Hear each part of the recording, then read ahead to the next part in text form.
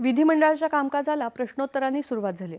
नागपूरमधल्या मौजे बेसा इथल्या आनंद सहकारी गृहनिर्माण संस्थेच्या जागेबाबत घोटाळा झाल्याचं उघडकीस आल्यामुळे संबंधित सहाय्यक निबंधकाला निलंबित करून उर्वरित सर्व जबाबदार अधिकाऱ्यांची चौकशी करण्यात येईल अशी घोषणा सहकार मंत्री बाबासाहेब पाटील यांनी विधानसभेत केली। याबाबतचा मूळ प्रश्न बाबा धर्मराव अत्राम यांनी उपस्थित केला होता। त्यावर विजय वडेट्टीवार, प्रवीण दटके यांनी उपप्रश्न विचारले। येत्या महिन्याभरात चाचणी लेखापरीक्षण करून सर्व दोषींवर कारवाई केली जाईल असे देखील मंत्री म्हणाले। शासनाने मराठी माध्यमांच्या शाळांकडे विशेष लक्ष देऊन सर्व प्रकारच्या भौतिक सुविधा उपलब्ध करून देण्यात येत आहेत। याखेरीज अन्य अनेक उपक्रम राबवण्यात येत आहेत। त्यामुळे येणाऱ्या शैक्षणिक वर्षात मराठी शाळांची पटसंख्या किमान 25% वाढेल असा विश्वास शालेय शिक्षण मंत्री दादा भुसे यांनी व्यक्त केला। मराठी शाळांच्या पटसंख्या, गुणवत्तापूर्ण शिक्षण, भौतिक सुविधा आदींबाबत सभागृहात प्रश्न उपस्थित करण्यात आला होता। मूळ प्रश्न विक्रम पाचपुते यांनी उपस्थित केला। त्यावर संजय केळकर, प्रवीण दटके, असलम शेख, अमित देशमुख, कैलास पाटील, राहुल कुल यांनी उपप्रश्न विचारले।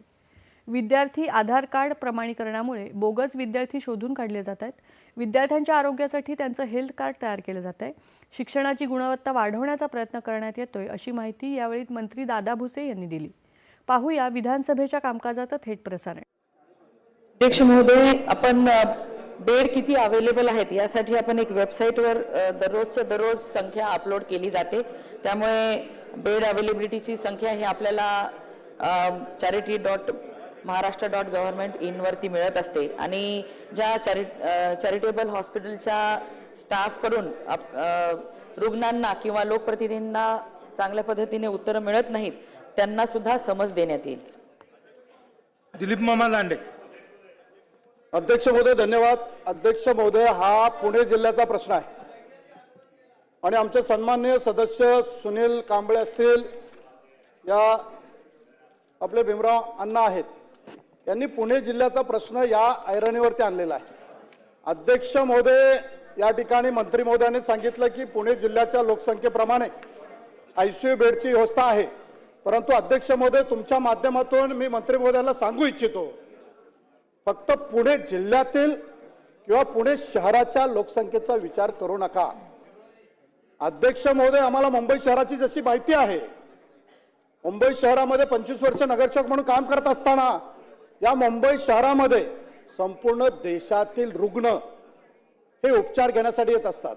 त्यामुळे लोकसंख्येवरती न जाता त्या रुग्णालयामध्ये कोणत्या कोणत्या जिल्ह्यातून, कर्नाटक राज्यातून हे त्या ठिकाणी रुग्ण येत असतात याचा मंत्री महोदयांनी शासनाने विचार करणं हे गरजेचं आहे। म्हणून अध्यक्ष महोदय, पुणे शहरावरती सोलापूर असेल, अध्यक्ष महोदय तुमचा जिल्हा असेल, त्याही जिल्ह्यातले लोक त्या ठिकाणी चांगला उपचार मिळतो या हेतूने त्या शहरामध्ये येत असतात। म्हणून अध्यक्ष महोदय, माझी शासनाला मंत्री महोदयांना 2 प्रश्न आहेत की मंत्री महोदय, बाजूचे जे जिल्हे आहेत, बाजूचे जे राज्य कर्नाटक आहे, इथून येणारे जे रुग्ण आहेत यांचा विचार करून ICU बेड आपण वाढवणार आहात का? दुसरा प्रश्न आहे की या तारांकित